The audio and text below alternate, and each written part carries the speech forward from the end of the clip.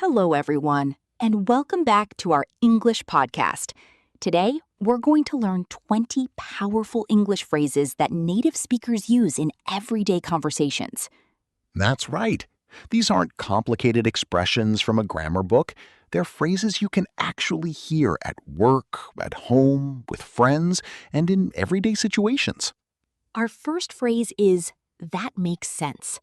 We use "that makes sense" when we understand and agree with someone's explanation or idea. For example, if your friend says, "I left early because the traffic was terrible," you can say, "That makes sense." It simply means, I understand why you did that. Our second phrase is, "It depends." We use "it depends" when the answer can change according to the situation. For example, someone might ask, "Is learning English difficult?" You could answer, "It depends." If you practice every day, it becomes easier. Notice how natural these phrases sound. Native speakers use them because they're short, useful, and easy to add to a conversation. So don't just memorize the meaning. Listen to how these phrases are used. And try using them in your own conversations today. In the next session, we'll learn phrases 3 and 4. I'm not sure, and let me think. Let's continue with 2 more phrases that you'll hear very often. Phrase number 3 is "I'm not sure." We use it when we don't know the answer or don't have enough information. For example, "Do you know what time the meeting starts?" You could say, "I'm not sure. Let me check." It's much more natural than simply saying "I don't know" in some situations, because it sounds softer and more polite. Phrase number 4 is, "Let me think." We use this when we need a little time before answering a question. For example, "What should we do this weekend?" You can say, "Let me think. Maybe we could go to the park." This phrase is also useful when you're speaking English and need a moment to organize your thoughts. Exactly. Instead of becoming silent, you can say, "Let me think." It gives you a little extra time and keeps the conversation going. That's especially useful for English learners who sometimes need a few seconds to find the right words. So remember, "I'm not sure" shows uncertainty, while "let me think" gives you time to answer. In the next session, we'll learn 2 phrases that are perfect for everyday conversations. Sounds good? And no worries. Let's look at 2 phrases you'll hear constantly in casual English. Phrase number 5 is "sounds good." We use "sounds good" when we agree with a suggestion or plan. For example, "How about meeting at 7?" You can simply say, "Sounds good." It means, "That sounds like a good idea to me." Phrase number 6 is "no worries." This phrase is extremely common in informal English. You can use it to tell someone that something isn't a problem. For example, if someone says, "Sorry, I'm late," you can say, "No worries." You can also use it after someone thanks you. Someone might say, "Thanks for helping me," and you can reply, "No worries." It has a friendly and relaxed feeling. Just remember that "no worries" is more casual than some formal alternatives.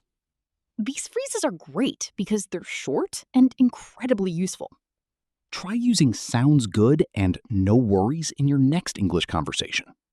In the next session, we'll learn "by the way" and "actually." Now, let's learn 2 phrases that can help you connect your ideas naturally. Phrase number 7 is "by the way." We use "by the way" when we want to introduce another topic or add extra information. For example, "By the way, did you finish the report?" You can also use it when you suddenly remember something. For example, "By the way, I saw your brother yesterday." Phrase number 8 is "actually." We often use "actually" to correct information, add an unexpected fact, or clarify something. For example, someone might say, "You live in London, right?" You could say, "Actually, I live in Manchester." Notice that "actually" doesn't mean "at the moment."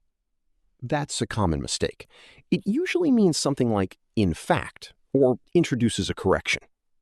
Here's another example. "I thought the movie would be boring, but actually, I really enjoyed it." Both "by the way" and "actually" can make your conversation sound more natural. but don't use them in every sentence. Use them when they genuinely help the conversation. In the next session, we'll learn phrases 9 and 10. I see what you mean, and that's a good point. Let's learn 2 phrases that are especially useful when you're discussing ideas. Phrase number 9 is, I see what you mean.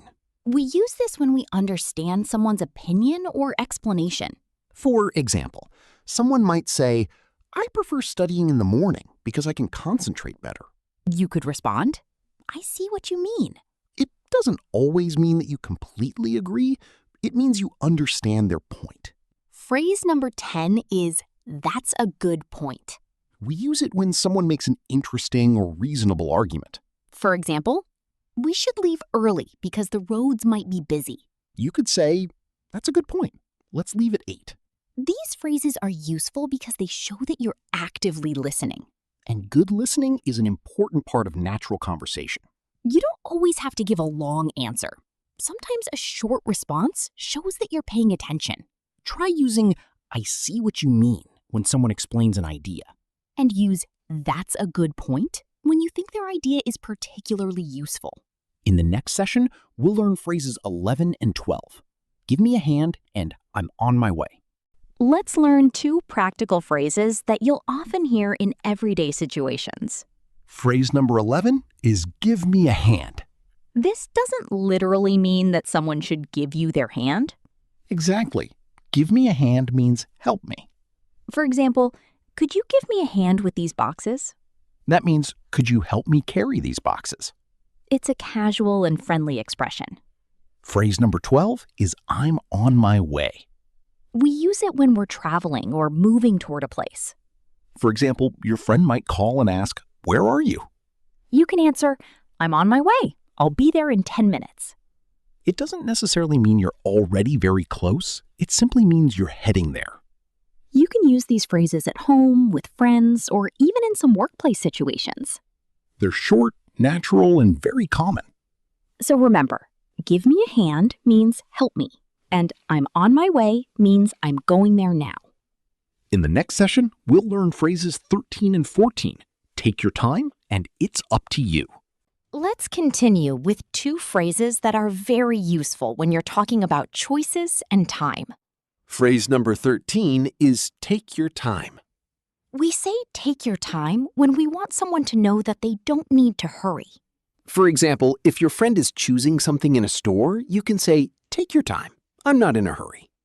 It can also be used when someone is thinking about an answer. You could say, take your time. There's no rush. Phrase number 14 is it's up to you. We use it when someone else can make the decision. For example, where should we eat tonight? You could answer, it's up to you. I'm happy with anything. It means you can decide. But remember, depending on your tone, it's up to you can sometimes sound slightly annoyed. That's why tone and context are important in English. In a friendly voice, it usually means you're happy to let the other person choose. These 2 expressions are easy to remember and extremely useful. Try using take your time when someone feels rushed, and it's up to you when you're happy for someone else to decide. And the next session, we'll learn phrases 15 and 16. I'm looking forward to it, and it doesn't matter. We're getting closer to the end, but we still have some powerful phrases to learn. Phrase number 15 is I'm looking forward to it. We use this when we're excited about something that will happen in the future. For example, I'm looking forward to seeing you next week. Or, I'm looking forward to the weekend. Here's an important grammar point. After looking forward to, we normally use a noun or the ing form. So we say, I'm looking forward to meeting you. Not, I'm looking forward to meet you. Phrase number 16 is, it doesn't matter. We use this when something isn't important or doesn't affect the situation. For example, which movie do you want to watch? You could say, it doesn't matter to me. You choose. But remember, tone matters here too. If you say, it doesn't matter in an annoyed voice, it can sound like you don't care. In a calm and friendly voice, it simply means the choice isn't important to you. These phrases are useful because they help you express feelings and opinions naturally. In the next session, we'll learn the final 4 phrases. What do you mean? That's up to you. I'm just kidding. And fair enough. We've reached our final 4 phrases. Phrase number 17 is, what do you mean? We use this when we don't understand someone's meaning and want them to explain. For example, you should try something different. You can ask, what do you mean? Phrase number 18 is, I'm just kidding. We use this after saying something as a joke, especially if the other person might take it seriously. For example, you're going to do all the work today. I'm just kidding. Phrase number 19 is fair enough. We use this when we accept that someone's opinion or decision is reasonable, even if we don't completely agree. For example, I don't want to go out tonight because I'm really tired. You could say, fair enough, we can stay home. And our final phrase is, I appreciate it. This is a warm way to thank someone or show that you value what they've done. For example, thanks for helping me with my project. You can respond, of course, I'm happy to help. And if someone helps you, you can say, I really appreciate it. These phrases may look simple, but using them naturally can make a big difference in your English. In our final session, we'll review all 20 phrases and give you a speaking challenge. We've reached the final part of today's English podcast, so let's quickly review our 20 everyday phrases. We learned that makes sense, it depends, I'm not sure, and let me think. Then we learned sounds good, no worries, by the way, and actually. We also learned I see what you mean, that's a good point, give me a hand, and I'm on my way. Then came take your time, it's up to you, I'm looking forward to it, and it doesn't matter. And finally, we learned, what do you mean? I'm just kidding. Fair enough, and I appreciate it. Now here's your challenge. Don't just listen to these phrases. Start using them. Choose 5 phrases from today's lesson and create your own sentences. Then try using at least one of them in a real conversation today. Remember, sounding natural in English isn't only about knowing thousands of words. It's also about knowing the short phrases that connect your ideas, show your feelings, and keep conversations moving. The more you listen to real English, the more you'll recognize these expressions. And the more you use them, the more naturally they'll become part of your speaking. If you enjoyed today's episode, don't forget to like the video, subscribe to the channel, and share this podcast with another English learner. And tell us in the comments, which of these 20 phrases are you going to start using today? Keep practicing, keep speaking, and don't be afraid of making mistakes. Thanks for listening to the Real English Podcast. We'll see you in the next episode.